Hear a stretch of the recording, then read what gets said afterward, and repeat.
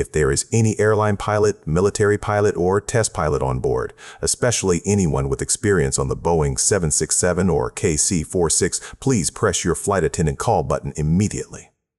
The announcement cracked through the cabin without music or warning. Behind the flight attendant's breathless voice, the engines growled at different pitches, and the overhead bins rattled in their latches. For 3 long seconds, nobody moved. The silence was so complete, Ethan Cross could hear the seatbelt sign chiming above the uneven thunder of the engines. He woke in seat 14C with his neck twisted against the headrest and his right hand still resting near his daughter's arm. He did not look at the call button. He listened forward.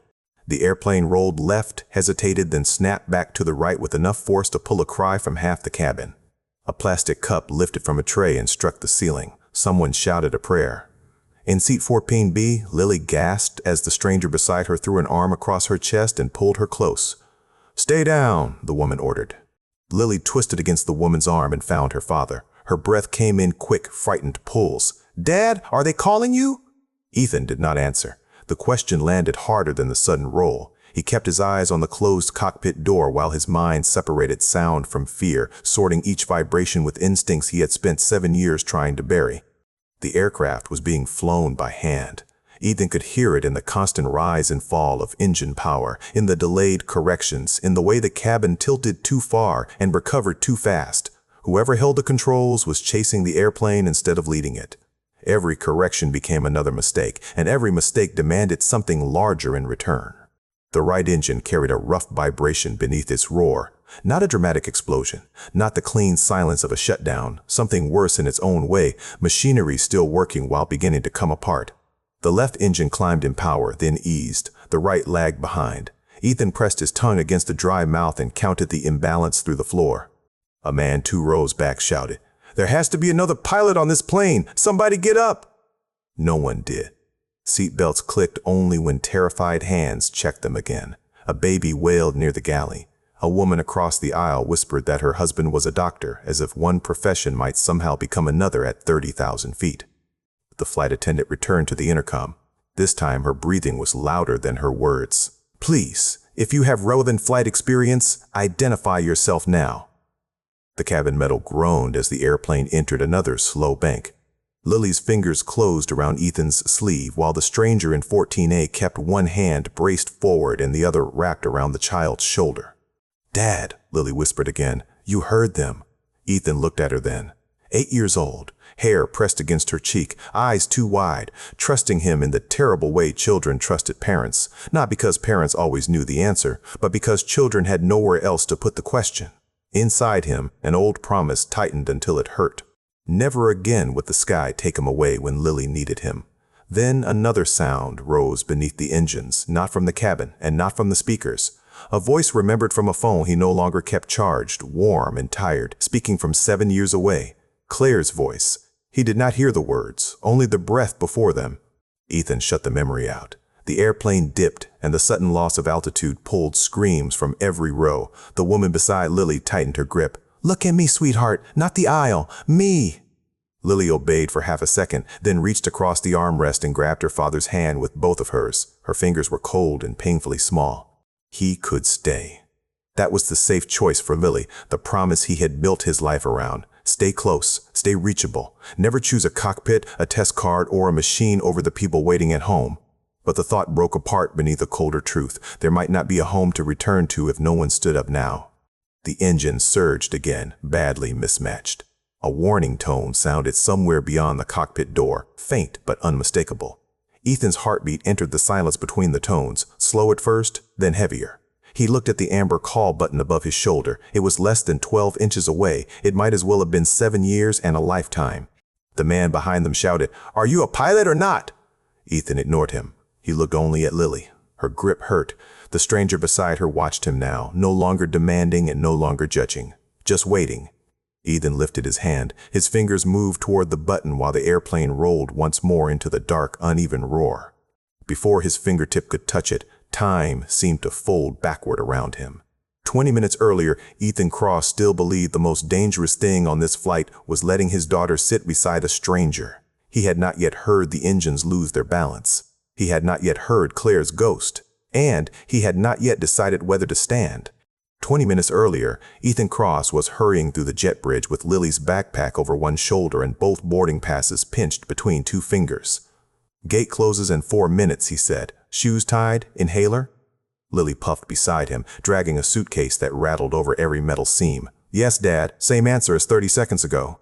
He stopped before the aircraft door anyway. Boarding passes, Lily's backpack, allergy medication in the front pocket, jacket zipper halfway up. He checked each item with the speed of habit and the seriousness of a pre-flight inspection. Lily watched him, breathing hard. "You know, normal people lose things sometimes and survive."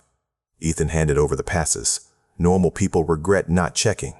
Inside the cabin, the air smelled of coffee, recycled air, and rain trapped in wool coats. Ethan paused at row 14 and looked ahead, counting the distance to the nearest exit. Then he looked back and counted again. Lily dropped into 14B with a sigh. "There are signs, Dad. Big red signs. Signs fail," he said. "Knowing where you are doesn't." Their seats were 14B and 14C. The window seat was occupied by a woman in a tailored suit, speaking quietly into a phone. Lily stared past her at the rain clicking against the glass. Ethan noticed his daughter's disappointment and felt the familiar urge to fix it. Instead, he placed her backpack under the seat. Middle is safer for getting out. Lily turned toward him. "You always say safer like it means better." Ethan tightened her seatbelt, though the plane had not moved. "Today it means we get to Seattle in one piece." "I didn't ask to go to Seattle." The words came softly, but they carried months of resistance. Ethan checked the buckle again because it was easier than answering. They were moving, not visiting. Ethan had accepted a position with an aviation accident investigation firm near Boeing Field, a job built around reports, wreckage analysis, and conference rooms. No flight hours, no cockpit, no chance of being somewhere Lily could not reach him. He called it a fresh start. Lily called it another place where nothing could happen. "Our house had month-over-month's garden," Lily said. "Seattle has rain," Ethan replied. "Seattle has schools and I have work. You had work before." "Not like this." Lily leaned back. "Exactly. This one is safer." Ethan heard the accusation beneath the word. Since Claire died, he had been shrinking their world and naming every smaller room protection. The woman in 14A continued her call. "Move the vote until I land," she said, her control sounding like glass under pressure. A faint reply buzzed through her earpiece. "Then tell Mercer delay is not surrender. If the board votes before I reach Seattle, they are not removing a chief executive. They are stealing the company I built." Ethan did not recognize Vivian Hale, founder of Hale Meridian. To him, she was only a stranger discussing power while his daughter stared at the window. Vivian ended the call with, "Keep every director in that room. I will be there before they decide who I am." Then she lowered the phone and finally noticed Lily's fixed attention. "Would she like the window?" Vivian asked. The offer sounded less like kindness than the fastest solution to an inefficient problem. Ethan answered before Lily could. "She needs to learn that she won't always get what she wants." Vivian studied him for a beat. "It's a seat, not a character test." Lily pressed her lips together, trying not to smile. "She's fine," Ethan said. Vivian glanced at Lily. "I'm not offering because she looks miserable. I'm offering because she has been staring past my head for 45 seconds, and I'd prefer not to spend 4 hours feeling like a badly placed curtain." Lily's smile escaped. Even Ethan nearly laughed. Vivian unfastened her belt and moved into 14B. Lily slid beside the window. "Thank you." Vivian settled between father and daughter with visible reluctance. "You're welcome. No kicking, no sticky candy, and no questions about my age." Lily considered the terms. "Can I ask why you talk like my principal?" Vivian blinked. Apparently. It was not warmth exactly, but it was the first crack in her armor. Ethan leaned across Vivian to check Lily's belt. "Dad, 1 second." He tugged the strap, inspected the latch, and confirmed her medication remained within reach. Vivian watched him. "Do you inspect bridges before driving over them?" "Only the ones built by companies run by impatient people." Her eyes narrowed. "Good. I was worried you had no sense of humor." The aircraft door closed with a heavy metallic thud. The engines began to hum beneath them, and Ethan listened automatically. When he reached for his seatbelt, his jacket opened. Something silver slipped from the inner pocket.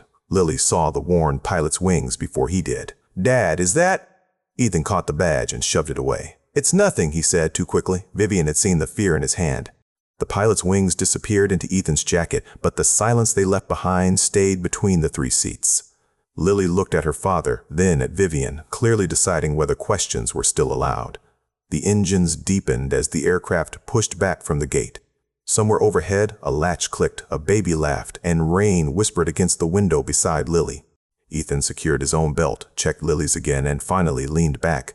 "You can stop inspecting me," Lily said. "I'm buckled." "I know." "Then why did you check?" Ethan glanced toward the nearest exit. "Because knowing something once doesn't make it true forever." Vivian slid her phone into her bag. "That sounds exhausting. It keeps people alive." "So does breathing. Most of us manage without a checklist." The aircraft began to taxi, tires humming over wet pavement. Lily found the laminated menu in the seat pocket and folded one corner with careful concentration. Ethan noticed immediately. "Don't tear airline property. I'm not tearing it." The paper creased sharply beneath her fingers. Vivian watched as though Lily were attempting a hostile acquisition. "What exactly are you building?" she asked. "Something with fewer rules," Lily said. By the time the plane turned onto the runway, the menu had become a crooked, paper airplane. The engines rose from a growl to a full-bodied roar, pressing everyone into their seats. Lily held the little plane against her chest through takeoff. Ethan heard the landing gear retract beneath the floor, then the steady climb. Only when the seatbelt sign remained on did Lily release her breath. She tested the paper plane with a tiny throw across her lap. It dipped, struck Vivian's wrist, and fell nose first into her coffee. Vivian froze. A brown drop landed on the cuff of her suit. Ethan reached for the soggy aircraft. "I'm sorry." "Lily, apologize." "I'm sorry," Lily said quickly. Vivian lifted one hand. "Wait." Her voice carried the authority of someone stopping a room. She removed the paper plane from the cup, blotted it with a napkin, and examined the folds. "The nose is too light," she said. "That makes it unstable." With 2 precise movements, she tightened the front crease and adjusted both wings. The paper crackled between her fingers. She handed it back to Lily. "Try it now, preferably in airspace that does not include my coffee." Lily launched it gently. The plane traveled farther, skimmed the tray table, and landed in Ethan's lap. Vivian allowed herself a satisfied nod. Preparation improves outcomes. Ethan turned the plane over in his hand. Too much stability can keep something from going anywhere. Vivian met his eyes. The sentence rested between them with a second meaning neither of them chose to acknowledge. "Things go wrong when people improvise," Vivian said. Ethan returned the plane to Lily. "Things also go wrong after people prepare for years. Preparation is how you reduce uncertainty." "You don't reduce uncertainty. You just decide which part of it you're willing to see." Vivian's expression sharpened. "That sounds like something people say after giving up control," Ethan answered. "Sometimes control is the first thing you have to give up." Lily looked from one adult to the other. "You both like telling people what to do." "I provide direction," Vivian corrected. "He gives orders." Ethan raised an eyebrow. "You reorganized a paper airplane without being asked. It was failing. It fell 6 inches. Vivian turned to Lily with grave seriousness. "In my experience, small failures become expensive when ignored." Lily whispered to Ethan. "She talks like a textbook with earrings." Vivian heard her. "I'm sitting 6 inches away," Lily nodded. "That's why I whispered." Ethan covered a laugh with a cough. For the first time, Vivian's mouth softened at one corner. "Your daughter negotiates aggressively. She's 8. Those are not mutually exclusive conditions." Lily leaned toward the window. "Dad says I'm supposed to learn patience," Vivian replied. "Patience is useful when other people are moving too slowly." The plane climbed through a thin layer of cloud. Moisture hissed over the fuselage, then faded. Lily held the paper aircraft beside the window and compared it to the wing outside. "My dad used to fly planes that weren't sure they wanted to fly." Ethan's shoulders tightened. Vivian turned toward him. "You were a pilot?" He looked straight ahead. "Once. One word, clean and final." Vivian recognized the closed door in his voice and did not push through it. Instead, she asked Lily, "What does that mean, planes that didn't want to fly?" Lily shrugged. "They made strange noises, and Dad came home smelling like metal." Ethan said, "That's enough." Lily folded the plane's nose again. "See? Orders." Vivian glanced at him. "She has supporting evidence." At cruising altitude, the seatbelt sign chimed off. Buckles snapped open around the cabin, carts clattered from the galley, and conversations rose in loose waves. Ethan left Lily's belt fastened. "There may be turbulence. There is always may be turbulence," Lily complained. "That sentence doesn't even sound normal." Ethan checked the strap once more. Vivian watched without comment this time. The flight attendant set a fresh coffee before Vivian. Ethan declined a drink and rested his head against seat 14C. The rushed boarding, the move, and months of sleeping lightly had hollowed him out. Within minutes, his breathing slowed, yet even asleep, his right hand remained on the armrest nearest Lily, fingers curved as though guarding the narrow space between them. Vivian noticed the hand before she noticed anything else. She had assumed Ethan's control came from arrogance, the ordinary male conviction that fear became wisdom when spoken firmly. But the sleeping hand told another story. He was not trying to rule the world. He was trying to keep one small part of it from disappearing. For the first time, her irritation gave way to something quieter. Lily placed the repaired paper plane on her tray and watched it tremble with the cabin's vibration. The engines held a steady, comforting note until one of them shifted almost beyond notice. The pitch lowered, recovered, then rose unevenly against the other. Vivian kept reading. Lily kept folding a wing. Ethan's eyes opened before the sound had fully changed. He did not move at first. He listened. The right engine climbed, dipped, and settled half a tone away from the left. A faint tremor passed through the coffee cup, making its lid tap softly against the tray. Ethan turned toward the window beside Lily. Ahead of them, swallowing the horizon, stood a black wall of cloud, and the airplane was flying straight into it. The first hailstone struck like a gunshot. The second became 100. Within one breath, the sound swallowed the engines, thousands of hard pellets hammering the fuselage, the wings and the windows with the fury of gravel thrown against metal. Lily screamed. Vivian's coffee jumped from the tray. Ethan's hand closed around the armrest before the airplane dropped beneath them. The fall lasted less than 2 seconds, but everybody in the cabin felt longer than gravity intended. Seat belts snapped tight across stomachs. Unfastened passengers struck armrests and overhead bins. The lights flickered once, twice, then returned in a weak tremble. Somewhere behind row 14, glass shattered. The aircraft rolled left, and the metal skin groaned as though the sky had grabbed it with both hands. "Stay down," Vivian said, pulling Lily against her without asking permission. Her voice was sharp, but her arm shook. Lily clutched the paper airplane until the wet menu paper crumpled beneath her fingers. Ethan heard the right engine change again, its note roughening under the hail. Then the seatbelt warning chimed repeatedly, almost lost beneath the relentless pounding outside. In the cockpit, Captain Marcus Reed leaned toward the side storage compartment.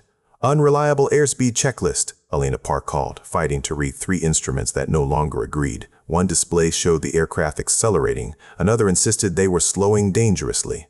A third wandered between both. Marcus released his shoulder harness long enough to reach for the emergency reference handbook. A second violent jolt lifted him from his seat. His head struck the overhead panel with a dull, sickening crack. Elena heard the impact but could not turn. Marcus collapsed sideways against the center console, blood beginning to run behind his ear. "Captain!" she shouted. He did not answer. Another warning sounded, and the autopilot disconnected with a harsh mechanical alarm.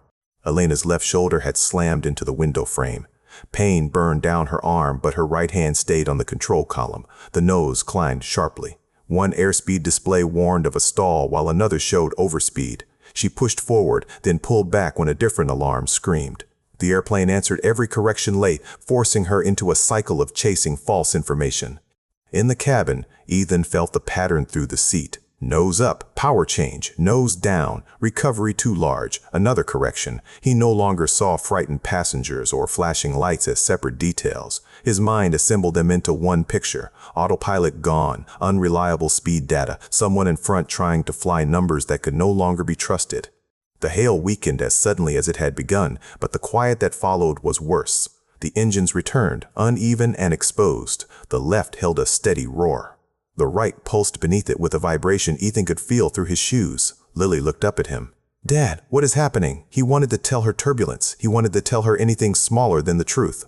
Elena forced the airplane toward level flight, then keyed the cabin interphone. "Nora, the captain is unconscious. My left arm may be injured. I need you to find any qualified pilot on board, airline, military, test pilot. Prioritize anyone with Boeing 767 or KC-46 experience." Her breathing broke between sentences. "Make the announcement now. We do not have time to be polite." The flight attendant's voice came through the cabin speakers, thin and breathless. "If there is any airline pilot, military pilot, or test pilot on board, especially anyone with experience on the Boeing 767 or KC-46, please press your flight attendant call button immediately." The words landed in the same silence Ethan had imagined during nightmares he never admitted having. No one moved. A child cried near the rear galley. Someone whispered, "Oh God." The man behind Ethan shouted, There has to be another pilot on this plane. Somebody get up. Ethan stared at the closed cockpit door. He knew what the crew might be facing. He also knew exactly what standing up would cost him inside his own mind. Lily turned toward him, still held beneath Vivian's arm. They said your kind of plane. Ethan's jaw tightened. Not exactly. You said yours was like this one. Her voice trembled, but the memory was clear. Dad, they said KC-46. Vivian looked from Lily to Ethan. The control in her face slipped for the first time. Is she right? Before Ethan could answer, a call light illuminated 2 rows behind them. A gray-haired man raised one hand. I flew Cessnas, he announced. 30 years ago, I had a private license. A flight attendant rushed to him, hope appearing and dying within seconds. Sir, did you fly multi-engine transport aircraft? He swallowed. No, but I understand the basics. The flight attendant thanked him and moved on. No other lights appeared. Ethan listened to the engines, to the slight change in pitch every time the airplane wandered, to the overcorrections arriving through the floor. A private pilot from 30 years ago was not enough. A frightened first officer with one injured arm was not enough. And Ethan was running out of reasons to remain seated. Lily's fingers found his sleeve. Vivian loosened her grip but did not let the child go. Ethan looked at Lily, then at the woman beside her. Vivian understood the question before he spoke it. Could she hold on? Could a stranger protect the only person he had left while he walked toward the place he had sworn never to enter again? Vivian gave him no comforting lie. She only tightened her arm around Lily and met his eyes.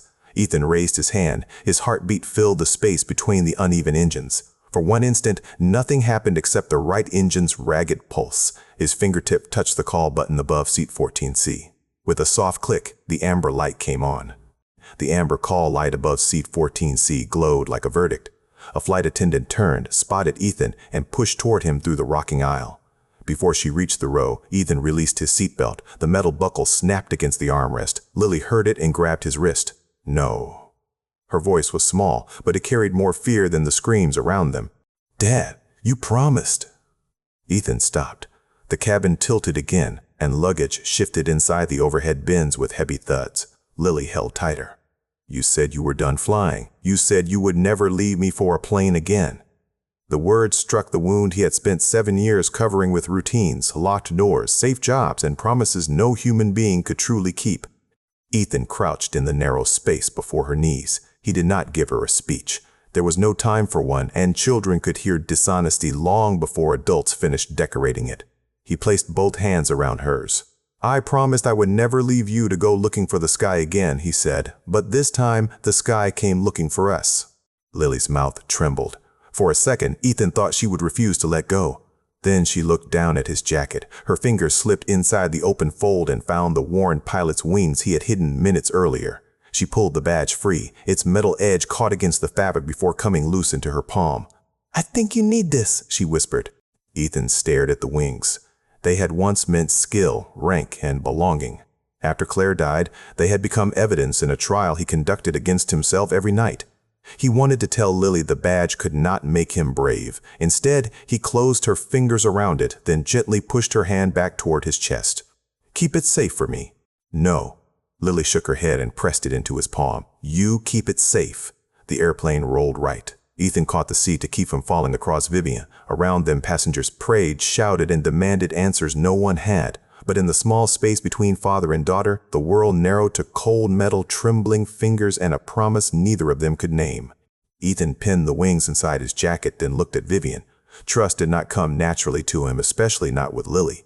20 minutes earlier, this woman had sounded irritated by a child's gaze and had argued with him over a seat. She seemed built from schedules, certainty, and command. None of that told him whether she would stay calm when fear stopped obeying. Vivian understood his hesitation. She did not say the plane would land safely. She did not claim Lily would be fine. Her voice dropped beneath the panic around them. I don't know how to be a mother, she said. The admission cost her something. Ethan could hear it. But I know how not to walk away when someone needs me. For the first time since boarding, Vivian was not issuing an order. She was offering the only promise she could honestly make. Ethan looked at Lily, then at Vivian's arm still braced around her. Control had failed everywhere else on the airplane. He had no proof this stranger deserved his trust. He only had the harder truth that trust was now the only thing left to give. Keep her buckled, Ethan said. Her allergy medicine is in the front pocket of the backpack. She hates being told to breathe slowly, so make her count instead. Vivian nodded once. What number? Anything that keeps her talking. Lily wiped her face with her sleeve. I can hear both of you. Vivian tightened the belt across her lap. Good. Then you can correct my counting. The flight attendant reached them and leaned close. Sir, what experience do you have? Ethan rose, steadying himself against the seatbacks. Military test, KC-46 evaluation, systems and flight characteristics. Her face changed, not into relief but into the desperate recognition of someone who had finally found a usable answer. Come with me. The first officer is alone.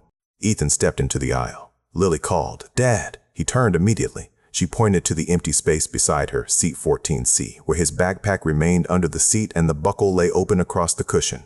Your stuff is still here. It was a child's sentence, simple and practical. Yet Ethan heard what she could not say. This is still your place. Come back to it. He nodded because speaking would have broken something open inside him. Then he followed the flight attendant forward.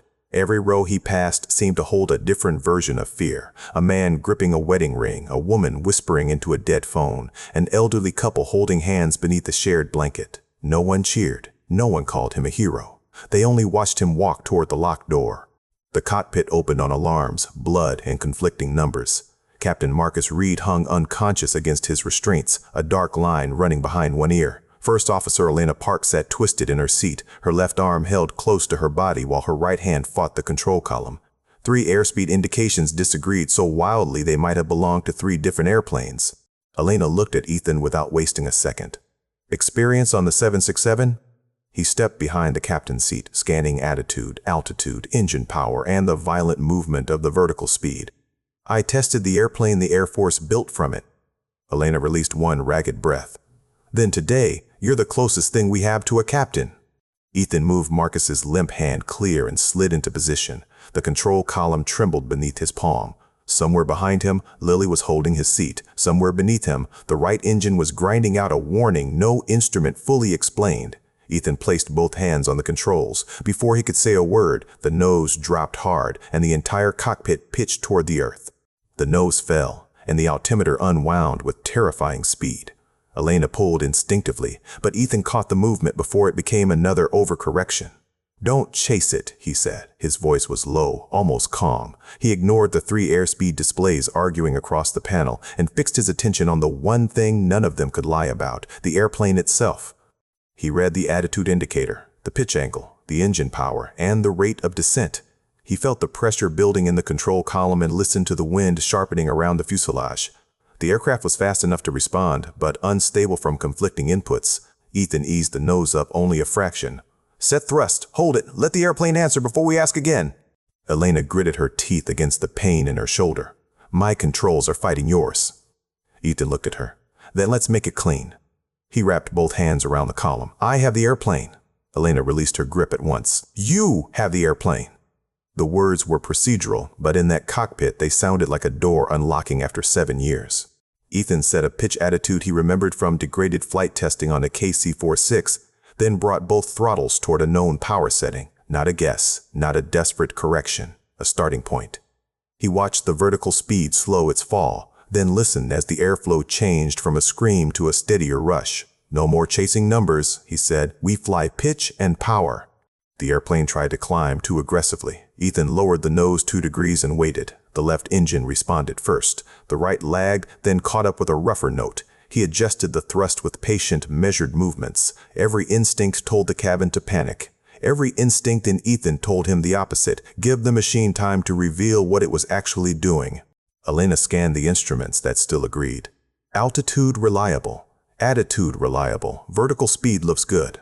Ethan nodded, cross-checked them, called deviations, not airspeed. She shifted into the role immediately. Pain pushed behind discipline. Pitch 5 degrees, descent rate decreasing, passing 21,800, bank 3 degrees right. Ethan corrected gently. The oscillation began to die. In the cabin, the violent rising and falling stopped. No one cheered. The sudden stillness was too unfamiliar for relief. Cups settled against tray tables. Overhead bins stopped knocking. Vivian heard only strained breathing, the soft sob of a passenger behind her, and Lily counting under her breath because that was what her father had told Vivian to make her do. 21, Lily whispered. 22, 23. Vivian kept her hand around the child's. You skipped 18. Lily looked at her. I didn't. Then I missed it. You're bad at counting. Vivian exhaled through a fear she did not know how to name. Apparently, I have finally found a market in which I am not competitive. Up front, Ethan held the aircraft in a shallow descent and watched the instruments settle into a pattern. It was not normal flight, but it was controlled flight. The difference mattered more than comfort. He had not touched a cockpit in years, yet the sensations returned through muscle and sound before memory could argue with them. His hands knew the language his grief had forbidden him to speak. Elena reached for the radio with her right hand. Ethan stopped her. "Save the arm, I'll transmit. You monitor." She gave him the frequency and the transponder setting. He keyed the microphone. "Seattle Center, Northstar Flight 218 declaring an emergency. Both commercial pilots are injured. I am a former military test pilot with KC-46 experience assisting in the cockpit." A controller answered almost immediately. "Northstar 218, emergency acknowledged. State your condition and intentions." Ethan kept his eyes on pitch and altitude. "Unreliable airspeed following hail encounter. Autopilot disconnected. Captain unconscious. First officer injured but conscious. Aircraft presently under manual control. Request immediate diversion to Spokane in vectors for the longest suitable runway." Northstar 218. Turn right heading 085. Spokane is approximately 68 miles. Descend at your discretion. Emergency equipment will be standing by. Ethan acknowledged, then added, "Request a conference with a Boeing 767 instructor pilot or KC-46 flight test specialist. We need pitch power references and degraded mode support." The controller paused only long enough to understand the request. "Stand by, Northstar 218. We are coordinating." Elena pointed toward the center pedestal. "Civilian flight management and some warning logic differ from the KC-46. I'll talk you through anything you don't recognize." Ethan glanced at her injured shoulder. "You stay conscious, I'll stay teachable." Elena almost smiled. "That is the best offer I've heard all day." They worked without competing. Elena identified the civilian system pages, fuel indications, and checklist locations. Ethan flew. She called altitude and bank. He repeated every critical instruction. When Marcus groaned faintly, Elena reached across with her good hand to check his breathing without abandoning her scan. She was hurt, not helpless, and Ethan trusted her enough to use every ounce of skill she still had. For the first time since the hail struck, the cockpit warnings quieted. The airplane held its heading. Spokane waited somewhere beyond the clouds. Ethan allowed one breath to leave his lungs. Then a low vibration began beneath his feet, subtle at first, like distant machinery starting deep inside the floor. The right engine's sound thickened into an uneven growl. Elena turned to the engine display. The vibration indicator for the right side was climbing. One mark, then another. Her expression hardened as the needle moved beyond the normal range. Ethan felt the tremor travel up through the rudder pedals and into his legs. Elena looked from the instrument to him and said, "The hail didn't just damage the probes." The vibration indicator held above normal, trembling at the edge of the caution band. Ethan kept his feet steady on the rudder pedals while Elena compared the right engine's readings across the display. "Still producing thrust," she said. "Oil pressure is stable for now. Temperature is elevated, but not climbing." Ethan nodded. "Then we don't shut down a working engine until it gives us a reason." They began a disciplined cross-check, stripping the problem down to what could still be trusted. Elena read each instrument aloud. The three primary airspeed sources disagreed. Attitude remained steady. Altitude matched the controller's radar return. Vertical speed behaved consistently with pitch changes. Ethan made one small power adjustment and waited through the 767's slow response before judging the result. "Primary airspeed is useless," Elena said. "Attitude and altitude are reliable." Ethan looked at the pitch angle, then at engine power. "That's enough to fly." He asked for the unreliable airspeed reference table. Elena found the checklist page with her good hand, bracing the booklet against her knee while pain tightened her voice. "We can build the rest from pitch and power." The table gave them known attitudes and thrust settings for clean flight, descent, and approach. They would not chase a number that might be false. They would set the airplane's posture, establish power, watch the resulting climb or descent, and make corrections only after the heavy airframe had time to answer. "The 767 hates impatience," Ethan said. Elena replied, "Then today it picked the wrong weather." The right engine continued to rumble beneath the floor, a low mechanical roughness that never disappeared. Its vibration remained above normal limits, but the engine still produced usable thrust. Elena marked the reading and started a timed scan. "Every 30 seconds, she said. "Vibration, oil pressure, temperature."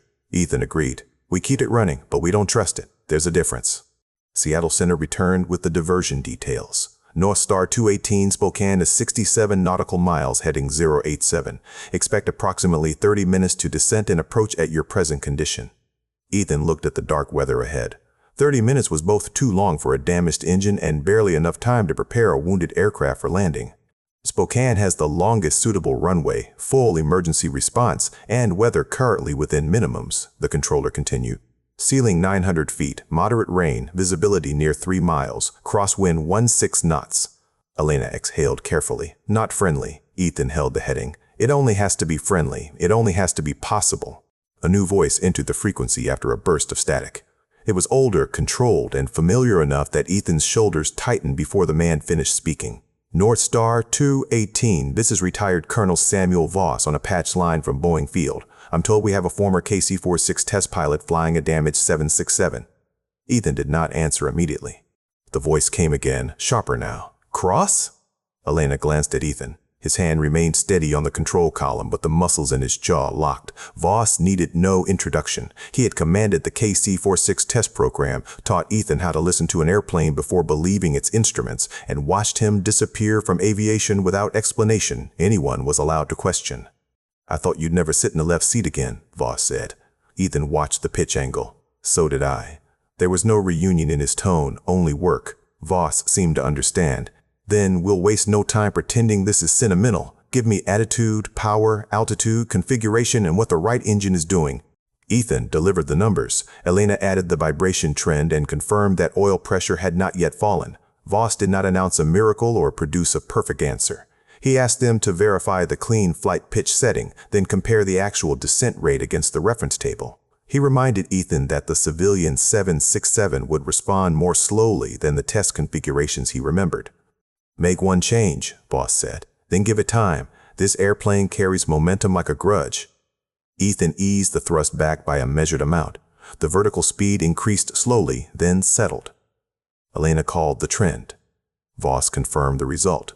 Together they built a descent profile that reduced workload, protected the damaged engine, and kept enough altitude for a stable approach into Spokane. They discussed the landing before they needed it.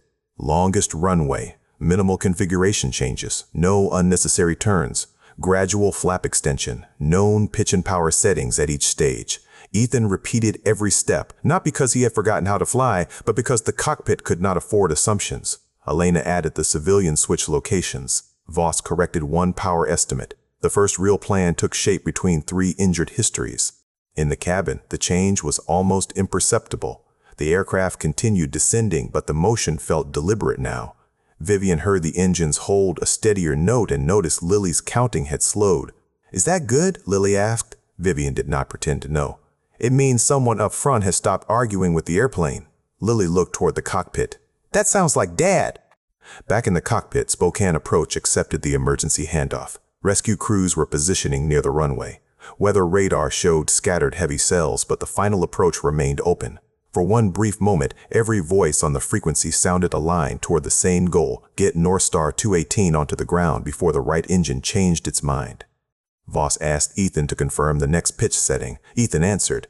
Then the older man went quiet for half a second too long. When he spoke again, his voice had lost its professional distance. Does Claire know you're flying today?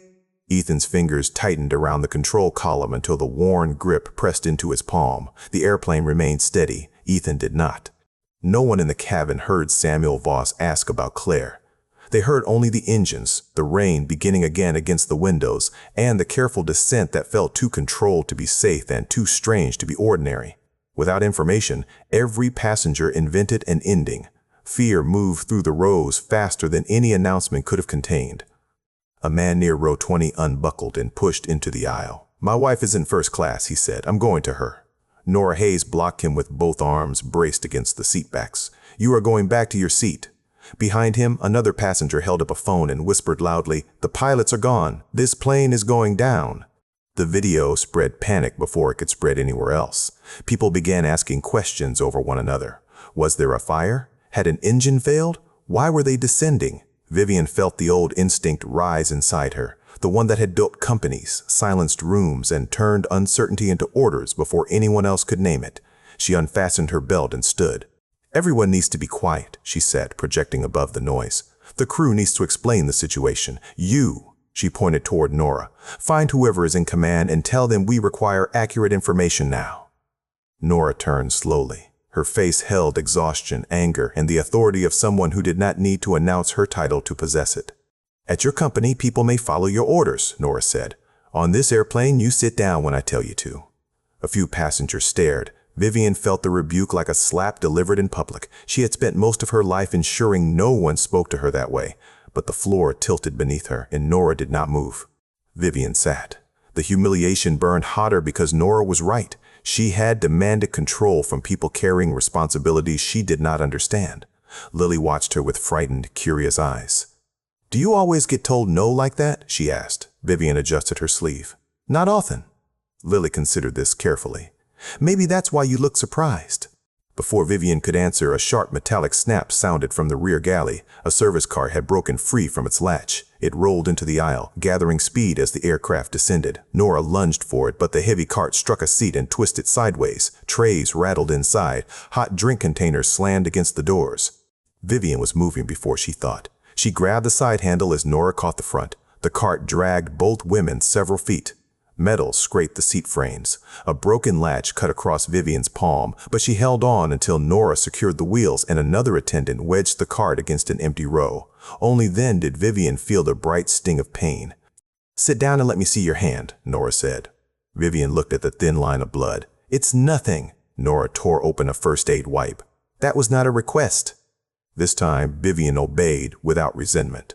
As Nora cleaned the cut, Vivian understood something her boardrooms had never taught her. The cabin did not need another commander. It needed another pair of hands. "What can I do?" Vivian asked. Nora studied her, measuring whether the question was genuine. Then she pointed toward the loose objects scattered across the aisle. "Clear anything that can fly. Help the older gentleman in 12D with water. Keep the child calm, and when I give an instruction, follow it the first time." Vivian nodded. "Understood." She knelt until her face was level with Lily's. The child's breathing had turned shallow again. Vivian remembered Ethan's instruction. "We're going to count." Lily shook her head. "Counting is for little kids. Then we'll call it data collection."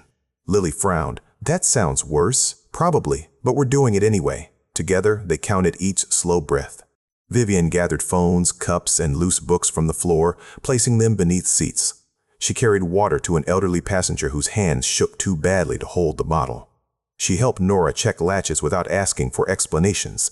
Each task was small, almost invisible, yet every one of them lowered the temperature of the cabin more effectively than her orders had. When Vivian returned, Lily had unfolded the damaged paper airplane across her lap. "Do you have kids?" she asked. Vivian sat beside her. "No!" Lily smoothed one coffee-stained wing. "Do you like kids?" Vivian looked at the child, searching for the correct answer as if the question belonged on an earnings call. "I haven't had much experience." Lily shrugged. "Dad didn't either when I was born." Vivian stared at her, then laughed before she could stop herself. It was not a polished laugh or a social one. It came out small, surprised, and human. Lily smiled, pleased with the result. For the first time that day, Vivian stopped wondering how to manage the child and simply remained beside her. The airplane descended another 1,000 feet. The right engine's uneven vibration came through the floor, but the cabin stayed calmer now. Lily placed one hand on the empty cushion of seat 14C. "I'm not letting anyone sit here," she said. Vivian followed the child's hand and finally understood. Ethan was not only trying to save an airplane, he was trying to return to that seat safely. For the first time since the hail strike, Northstar Flight 218 seemed willing to remain where Ethan put it. The airplane held a shallow descent, the wings nearly level, the engines carrying them through rain with an uneasy but workable rhythm. No warning sounded, no new light appeared. For one full minute, the cockpit offered nothing except the possibility of survival. Ethan heard his own breathing inside the headset. He heard the cooling fans behind the instrument panel and the soft hiss of rain across the windshield. Beside him, Elena kept her good hand on the checklist and watched the displays with disciplined suspicion. Neither of them trusted the silence, but both understood how precious it was. Voss used the quiet immediately. "We build this in steps," he said over the patched radio. "Descend by stages. Hold each configuration long enough to confirm what the airplane is actually doing. No sudden power changes, no elegant approach. Elegance is for airplanes with all their information and all their engines behaving exactly as they should." Ethan acknowledged and eased the aircraft toward the next altitude. Voss continued. Spokane's longest runway is the only runway that matters. We want room, emergency crews, and as few turns as possible. If the weather stays inside limits, you fly a simple final. Do not make this airplane solve more problems than it already has." Elena checked the right engine again. The vibration remained high but steady. Oil pressure had not yet moved. "If it stays like this, we can make Spokane," she said. It was the first time she had spoken about the landing as something they might actually reach. Ethan glanced at her. "Then let's not scare it by sounding confident." A small smile crossed Elena's face and disappeared when pain caught her shoulder. Even so, hope had entered the cockpit. It did not arrive like courage in a speech. It came through ordinary details: a stable descent rate, a runway waiting ahead, a controller clearing the airspace, and two people beginning to believe the next 10 minutes might exist. Approach control began moving other aircraft away from their path. The radio filled with clipped voices accepting delays and new headings. While they waited for final vectors, Voss said, 7 years cross. Ethan kept his eyes fixed on the attitude indicator. "We are not doing this now." "I did not say her name," Voss replied. "You did not have to." Ethan adjusted the power by less than 1% and waited for the airframe to respond. His voice hardened. "Keep this about the airplane." Voss allowed a few seconds of static to pass between them. When he spoke again, there was no accusation in him, only the patience of a man who had waited 7 years to tell the truth. "You are flying this machine as if every mistake it makes belongs to you," Voss said. Ethan watched the vertical speed settle. "That is how you bring a test airplane home."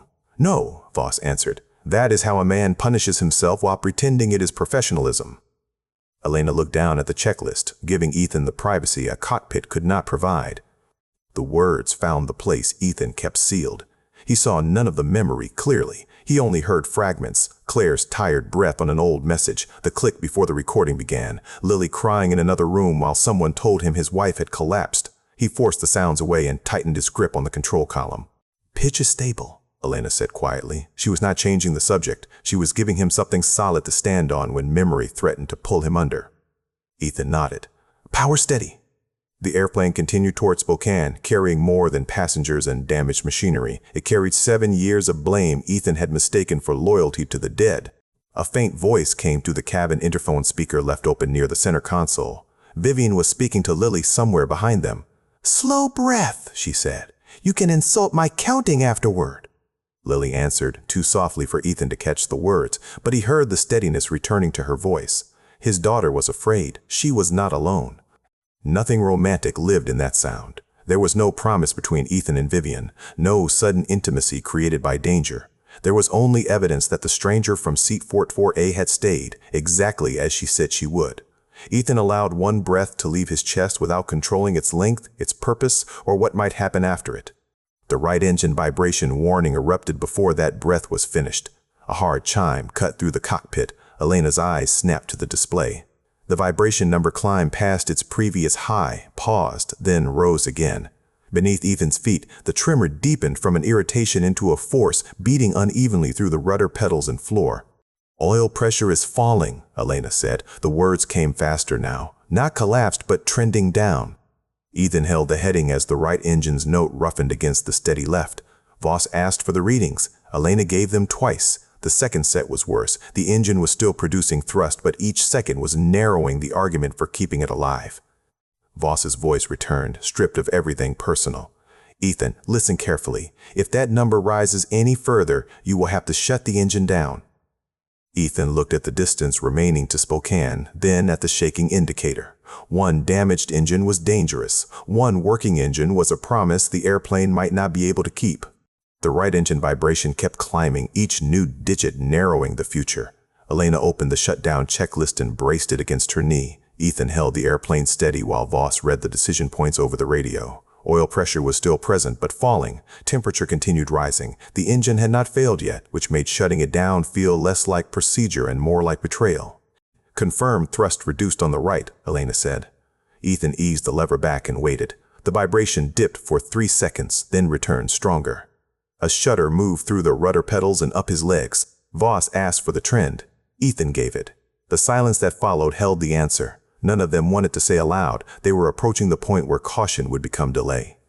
Voss spoke first. "You remember the sequence?" Ethan's eyes stayed on the instruments. "I remember everything." The words came sharper than intended. Memory was never his problem. 7 years earlier, Claire had been recovering from months of treatment, weak but improving, determined to make ordinary life sound possible again. Ethan had almost canceled the final certification flight to stay beside her. Claire had refused. She knew how many years the program had taken from him, how many nights he had returned home smelling of hydraulic fluid, cold air, and metal. "Go finish it," she had told him that morning, "then come home." Ethan had believed there would be time for both. He had believed love and duty could wait in separate rooms without one of them dying. While Ethan was airborne, Claire suffered a sudden pulmonary embolism.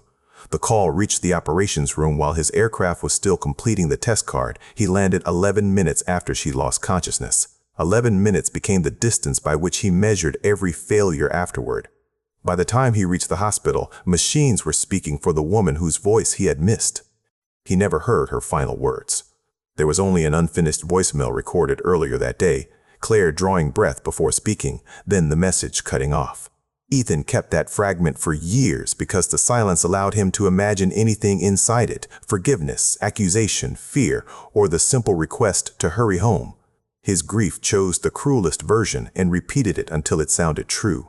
After the funeral, Ethan stopped flying. He built every day around being present when Lily woke, when she left school, when she coughed at night, when weather turned bad. He called it fatherhood. Others called it devotion. Deep inside, Ethan knew it was also punishment. If he never went far enough away, perhaps life would never again collect its price while he was absent. Voss's voice came quietly through the headset.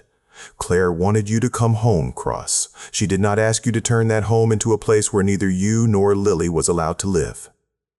Ethan's anger arrived faster than grief. "Stay on the airplane, Colonel. I am. Then discuss the engine, not my wife." Elena kept her gaze on the checklist, but the cockpit had already changed. The sentence did not heal him.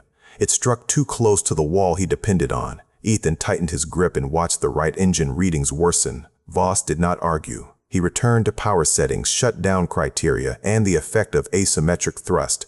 That restraint made the earlier truth harder to dismiss. Ethan could reject the timing. He could not entirely reject the words.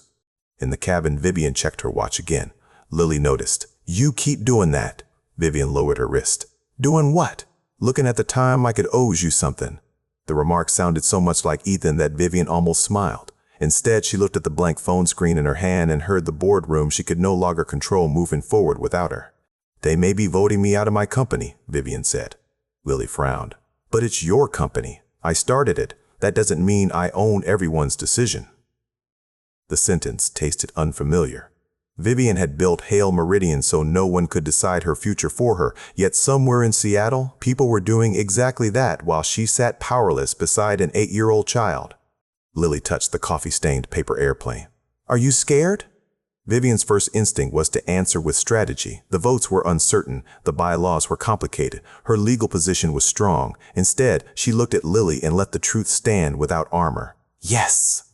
The word was quiet, almost ordinary. Saying it did not weaken her. It made the fear smaller because she no longer had to carry it alone. In the cockpit, the right engine warning sounded again. Oil pressure dropped below the limit. Elena read the value once, then repeated it. Voss's voice became immediate. "Shut it down." Ethan nodded, though no one could see him. Elena placed her finger beside each checklist item. Ethan reduced the right throttle to idle, confirmed the engine, and moved the fuel control switch to cutoff. The roar on the right side vanished. The silence lasted less than a heartbeat before the airplane yawed hard and rolled toward the dead engine. Ethan drove his left foot into the rudder and corrected with measured control pressure. The left engine now sounded enormous, carrying the entire aircraft alone. Elena called bank angle and altitude while Ethan fought the instinct to overcorrect. "Hold it there," Voss said. "Do not chase the yaw." Ethan added only the thrust the remaining engine could safely provide. The roll stopped. The nose settled. Northstar 208 continued toward Spokane with one engine turning and one becoming dead weight beneath the wing. In the cabin, passengers heard the missing roar and understood, without explanation, that something vital had disappeared. Approach control broke through the cockpit noise. "Northstar 218, Spokane is 24 minutes ahead at your present ground speed." Ethan looked at the dark right engine display, then at the weather and descent profile still waiting for them. Every remaining minute now carried the weight of the entire airplane. His voice was flat with urgency. "We do not have 24 minutes to waste." The dead right engine changed everything. Northstar Flight 208 no longer moved through the sky as a balanced machine. It pulled constantly toward the silent wing, forcing Ethan to press hard against the left rudder pedal while holding the nose at the pitch angle Voss had given him. Every correction demanded restraint. Too little, and the airplane drifted. Too much, and it began to fight back. He managed 3 problems at once and trusted none of them to wait. The rudder kept their heading. The pitch and power table kept them from chasing false airspeed. The remaining engine carried the weight of 2, but Ethan could not ask more than it could safely give. Spokane waited ahead, hidden behind rain, cloud, and 24 minutes the aircraft might not possess. Left engine temperature stable, Elena said, though her voice had lost strength. Oil pressure normal. Don't let the thrust climb past the limit. Ethan eased the power back a fraction and watched the descent rate increase. Then we trade altitude for mercy. Elena nodded, then winced so sharply that her breath broke. Her injured shoulder was no longer the only thing frightening her. Spokane approached. Read the weather again. Ceiling 900 feet. Moderate rain. Visibility 2.8 miles. Crosswind 17 knots, gusting 18. None of it was impossible. That was what made it cruel. The runway was available, the weather barely acceptable, and the aircraft still controllable. Just enough hope to demand that Ethan attempt what 7 years away from commercial flying had taught him to fear. Voss came over the radio. You do not need to be current in every procedure cross. You need to stay ahead of one airplane. Ethan looked at the slow movement of the instruments. 1 engine, unreliable airspeed, low ceiling, crosswind. Yes, Voss said, so stop carrying the whole sky. Fly the next 10 seconds. Ethan hated how much the advice sounded like Claire. Elena shifted in her seat and immediately went pale. Her pupils looked unfocused. A thin sheen of sweat covered her forehead despite the cold cockpit air. I may have a concussion, she admitted, maybe more. Ethan glanced at her without releasing the controls. Then we get someone up here. Not yet. You still need the civilian configuration sequence. A doctor in the cabin had already examined Captain Marcus Reed and spoken with Nora through the interphone. When Nora relayed Elena's symptoms, the doctor's answer was firm. If she loses consciousness, she comes out immediately. Shoulder trauma, possible head injury, possible internal bleeding. Do not leave her restrained in that seat if she cannot protect her airway. Elena heard every word. I'm staying until final setup. Ethan's jaw tightened. That is not your decision alone. It is while I'm conscious. She pointed with her right hand toward the center panel. Civilian flap logic is there. Landing gear indication is there. Alternate trim is below your line of sight. You don't need me brave. You need me specific. So she became specific. She walked Ethan through every control, the civilian 767 placed differently from the KC-46. She identified the flap detents, the landing checklist, the warning logic, and the sequence that would avoid adding drag too quickly on one engine. Ethan repeated each item. Their teamwork had become quieter, sharper, and more valuable as Elena's strength disappeared. In the cabin, the Wi-Fi signal returned with a soft chime across dozens of phones. Vivian's screen filled instantly. 12 messages from her assistant, 6 from directors, 3 marked urgent. The board had begun voting. A final message appeared. Call now or they move without you. Vivian stared at it while Lily's hand remained curled around 2 of her fingers.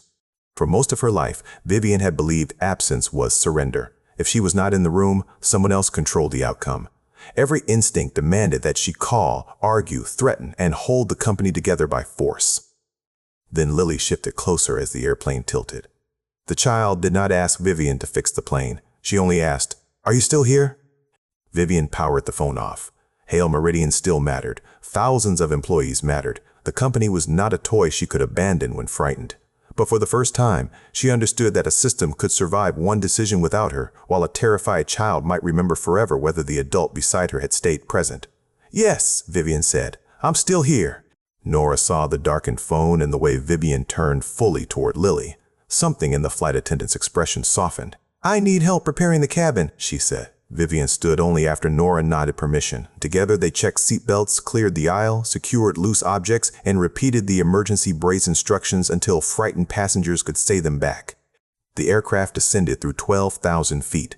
Rain grew louder against the windshield. Ethan held continuous rudder pressure and listened for any change in the remaining engine. Elena called the altitude, then stopped halfway through the next number. Her hand slipped from the checklist, her head tilted toward the window, and her eyes closed. "Elena?" Ethan said. No answer. He called louder. "Elena, stay with me." Her body sagged against the harness. The airplane began drifting right as Ethan split his attention between the controls and the unconscious first officer. Boss's voice cut through the radio asking for status, but Ethan had no spare breath to answer. The cockpit door opened behind him. Nora and the doctor entered with another passenger helping them. They released Elena's harness and pulled her carefully from the seat while Ethan kept both hands on the airplane. Her headset fell to the floor with a hollow crack. Then the door closed, the right seat stood empty, and Ethan Cross was alone in the cockpit. The empty right seat made every sound in the cockpit feel larger. The cooling fans hummed behind the panels. Rain tapped harder against the windshield. Ethan kept pressure on the rudder and listened to the single engine carry 200 lives toward Spokane.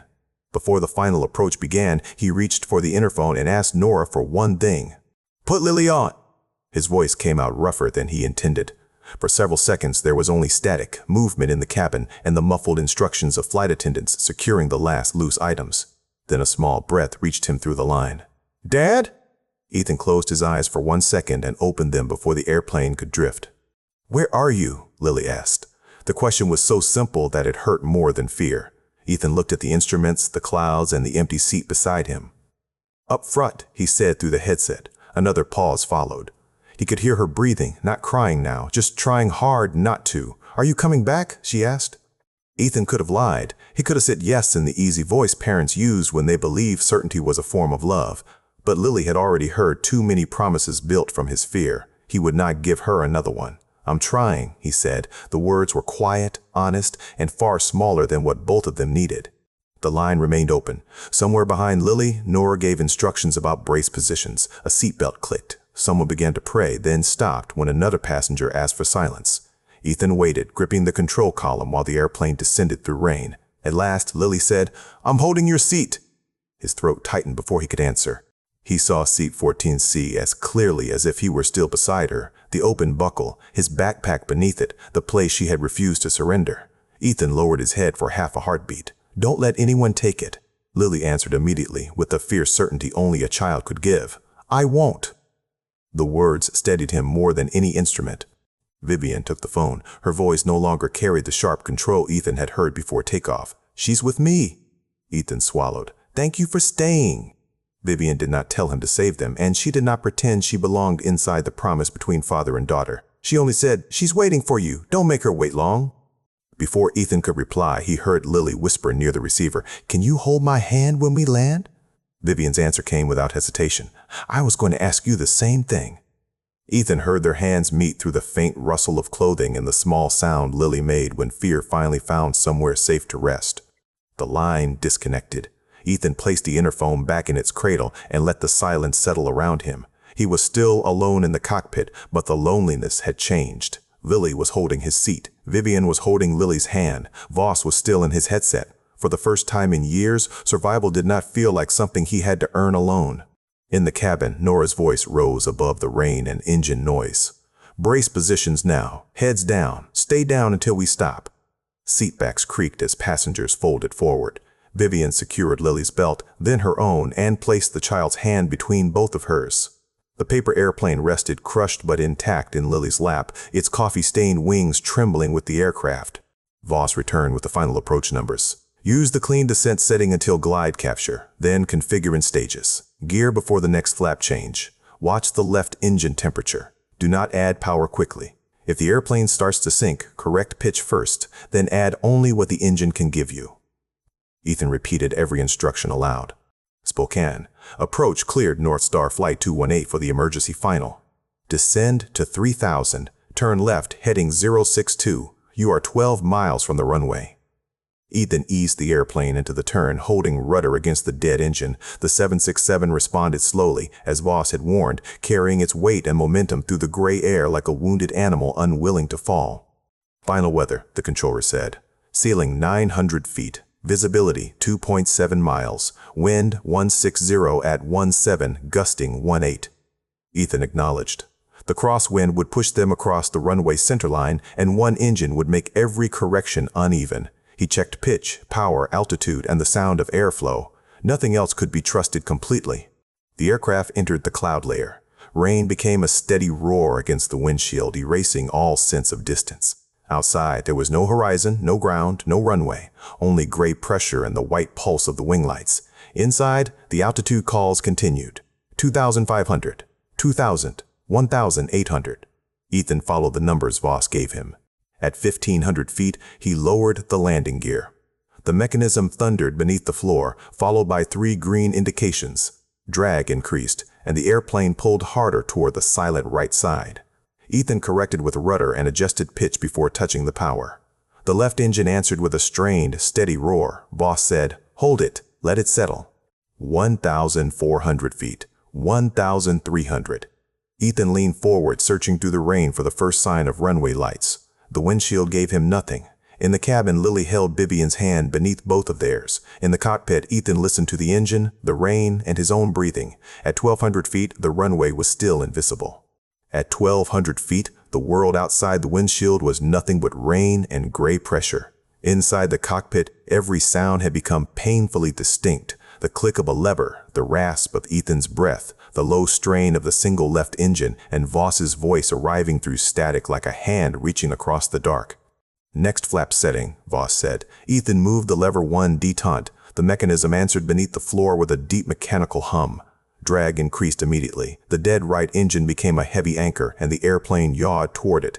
Ethan pressed harder on the rudder, held the pitch, and waited for the descent rate to reveal the truth. Without reliable airspeed, there was no comforting number to chase. Ethan trusted pitch angle, engine power, vertical speed, and the pressure building in the control column. He listened to the wind moving around the fuselage. Too soft, and they might be approaching a stall. Too sharp, and they could be carrying more energy than the runway could absorb.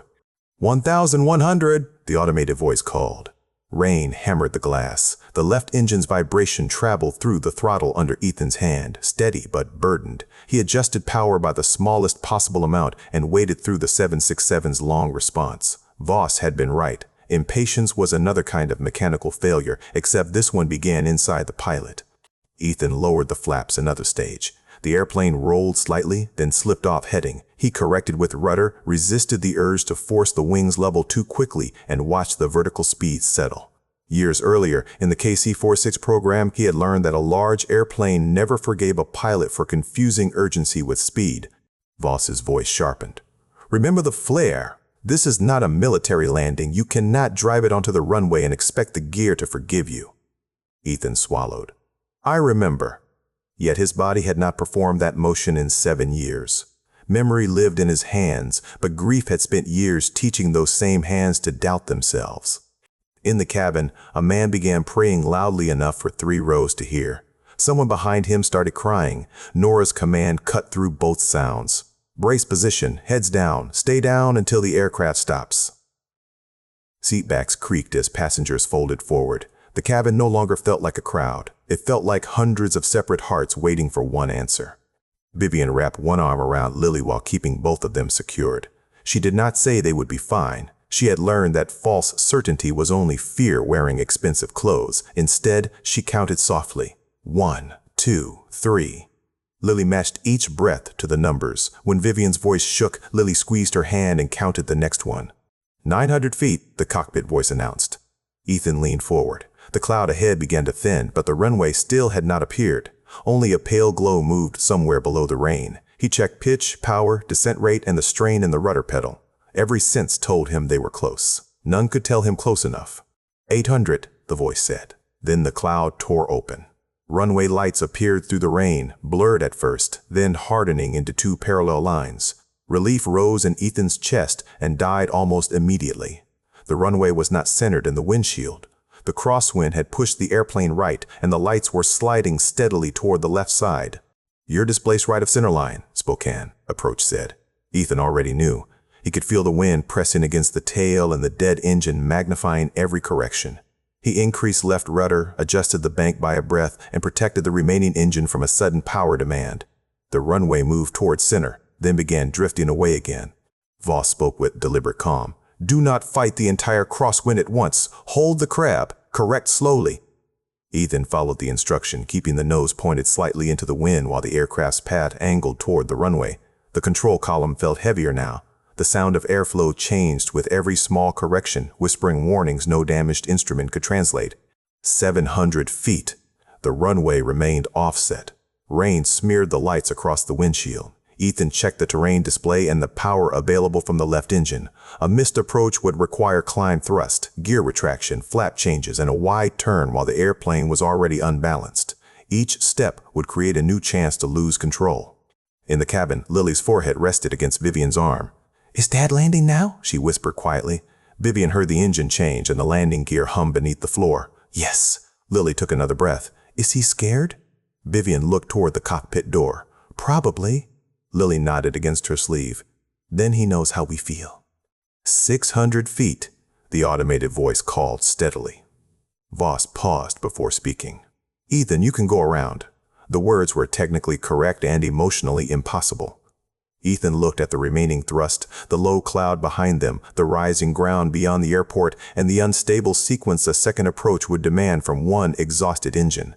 For 1 second, the old Ethan wanted another option, another checklist, another guarantee that choosing would not hurt someone he loved. None existed. The runway lights continued slipping left. Ethan steadied the rudder, adjusted the crab, and fixed his eyes on the only path still open. "No," he said, "this is the only chance we have. This is the only chance we have." Ethan held the 767 in a shallow crab, nose angled into the crosswind while the aircraft's actual path crept toward the runway. The left engine pulled hard. The dead right side dragged behind. Rudder pressure shook through his leg as if the airplane were asking whether he still meant what he had just said. 500, the automated voice announced. The runway lights sat slightly low in the windshield. Ethan was still high, but he did not shove the nose down or cut power abruptly. He eased the left throttle back a fraction and waited. The descent rate increased slowly. The heavy jet settled toward the glide path instead of being forced onto it. Rain streaked across the glass. The runway moved toward center, then slid again under a gust. Ethan held the crab, resisting the instinct to square the nose too early. One engine meant every power change produced yaw. Every correction had to be balanced with rudder, bank, and patience. He felt the control column tremble, then grow heavier as the ground rose to meet them. 300. The lights blurred into long, white smears. Voss had stopped giving instructions every few seconds. There was nothing left to teach that Ethan could use in time. The older man remained on the radio, breathing quietly, offering only presence. In the cabin behind Ethan, more than 200 people were bent forward, waiting inside the roar of rain and metal. Vivian kept Lily's head against her shoulder. The aircraft rocked, and the child's fingers crushed hers. Nora shouted from the aisle, "Stay down! Keep your heads down!" A passenger cried out when the left wing dipped. Vivian did not say they were safe. She counted softly into Lily's hair, and Lily counted back whenever Vivian's voice began to fail. 200. Ethan began to unwind the crab. He pressed the rudder carefully, bringing the nose closer to the runway heading while keeping the wings from rolling too far. The dead engine made the motion uneven. The left engine pushed them sideways even as it carried them forward. The centerline drifted under the nose, almost there, then slipped half a stripe away. Voss finally spoke. "Don't fly the airplane from 7 years ago. Fly the airplane that's in your hands."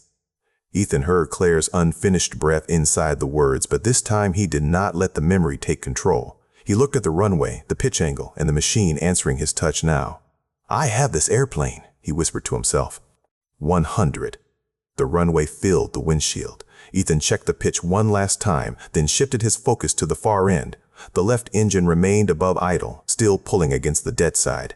He held the rudder, reduced power gradually, and waited for the right moment. His hands were steady, his heartbeat was not. 50. The call-out sounded almost gentle. Ethan raised the nose a few degrees, beginning the flare. His military instincts wanted to place the aircraft firmly on the ground, to end uncertainty with force. He resisted. A civilian wide body needed patience even now. The descent softened. The main landing gear reached for the runway through the rain. The wheel struck hard, but together. A violent impact traveled through the frame, followed by a brief, sickening bounce. Ethan held the attitude and did not snatch the controls. The main gear touched again and stayed. He lowered the nose wheel carefully. Spoilers rose with a heavy mechanical rush, dumping lift and pressing the aircraft's weight onto the runway. The 767 tried to pull toward the dead right engine. Ethan counted with rudder and differential braking, then brought reverse thrust on the left only as far as he could without letting the aircraft swing sideways. The runway lights rushed beneath them. Water hammered the landing gear. The cockpit shook so violently that the empty right seat seemed alive. In the cabin, luggage slammed inside the bins. Vivian locked both arms around Lily as the airplane bounced, then shuddered under braking. Nora's voice tore through the noise. "Heads down! Stay down!" No one lifted their face. No one cheered. The passengers remained folded over while the machine roared, groaned, and fought to remain straight. 80 knots, the system called. Ethan eased the reverse thrust and kept the aircraft centered. The rudder became less effective as speed fell, forcing him to work the brakes with care. 60 knots! The end of the runway was no longer a distant glow. It was a dark boundary approaching through spray. Ethan held the center line and refused one final overcorrection. The aircraft slowed past taxi speed and rolled another long second before stopping with a little more than 1,000 feet of runway remaining. Ethan set the parking brake. His hand stayed on the lever after it locked, as though the airplane might begin moving again if he let go. Then, at last, every vibration ceased. Silence entered the cockpit all around him. Not the silence of an engine failing, but the deep, impossible stillness of survival. A moment later, sirens rose beyond the windshield. Fire trucks approached from both sides, their engines and horns growing louder through the rain. Spokane Tower came over the radio. "Northstar, 218, welcome to Spokane." Ethan did not answer immediately. He looked at the empty right seat where Elena had fought beside him, then touched the pilot's wings inside his jacket. His hands were shaking now that they were no longer needed. When rescue personnel entered, he pointed them toward Marcus and Elena first. "Take care of the crew," he said.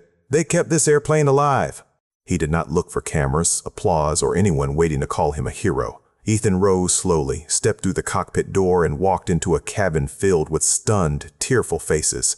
At the far end, beyond the open space of seat 14C, a child's voice broke through the silence with one word. "Dad! Dad!" Lily tore free of the flight attendant's hand and ran down the aisle before anyone could stop her. Ethan dropped to his knees just as she reached him. The impact of her small body nearly knocked him backward. He wrapped both arms around her and held on while the cabin filled with crying, laughter, and the distant sirens outside. Lily pulled away only far enough to inspect him. She touched his forehead, his cheeks, and both of his hands, turning them over as if checking for missing pieces. Ethan let her. His own fingers would not stop trembling. At last she frowned with the serious disappointment of a child whose parent had broken curfew. "You're late." Ethan looked past her at seat 14C, still empty, its buckle lying open across the cushion. The sight reached somewhere deeper than relief. He touched Lily's hair and managed to smile. "But my seat was still there." Lily nodded as though this proved the world had followed the one rule she had personally enforced. Then she hugged him again. Vivian stood several steps behind them, one hand bandaged and the other holding Lily's battered paper airplane. The coffee stain had dried along one wing. Ethan rose slowly, keeping Lily's hand in his. "Thank you," he said. The words felt too small for what she had done, but Vivian seemed to understand everything inside them. "I thought I was looking after her," Vivian said. She glanced at Lily, and the guarded edge in her voice softened. "It turns out she was looking after me, too." Lily accepted this without surprise. She had already learned that adults often needed help while pretending otherwise. Ethan saw the change in Vivian not as tenderness alone, but as honesty finally allowed to breathe. Emergency crews guided the passengers from the aircraft. Outside, rain mixed with the smell of jet fuel, wet pavement, and hot brakes. Ambulance doors slammed. Firefighters moved beneath the silent right engine. Marcus and Elena were taken first, exactly as Ethan had requested. When Elena's stretcher passed, her eyes opened briefly. Ethan touched 2 fingers to his brow. She answered with the smallest nod. Inside the terminal, the quiet ended. Security officers formed a path through a crowd of reporters, airline personnel, and airport staff. Cameras flashed behind glass. A group of sharply dressed assistants hurried toward Vivian, calling her name. Only then did Ethan hear someone say, "Ms. Hale," and understand that the impatient stranger from 14A was Vivian Hale of Hale Meridian. Her chief of staff reached her first. "The board voted while we lost contact," he said, struggling to keep his voice low. "The count is being challenged, but Mercer may have the numbers. You may no longer control the company." Vivian looked toward the waiting vehicles, then back at Lily, who was being examined by a paramedic near the terminal wall. For the old Vivian, the decision would have been immediate. She would have taken the phone, entered the car, and begun reclaiming every vote before the ambulance doors closed. Instead, she said, "Send me the documents." Then she remained where she was until the paramedic finished checking Lily's breathing, pulse, and the small bruise left by the seatbelt. Ethan had stepped away to answer questions from the emergency coordinator. When he returned, Vivian was still beside Lily, holding her backpack and listening as the child explained why the paper airplane had needed better wings. No announcement could have proved Vivian's change more clearly. She had lost control of a company and chosen, for a few more minutes, not to leave someone who needed her. At the exit, Vivian returned the airplane to Lily. "It flies better when it's dry," she said.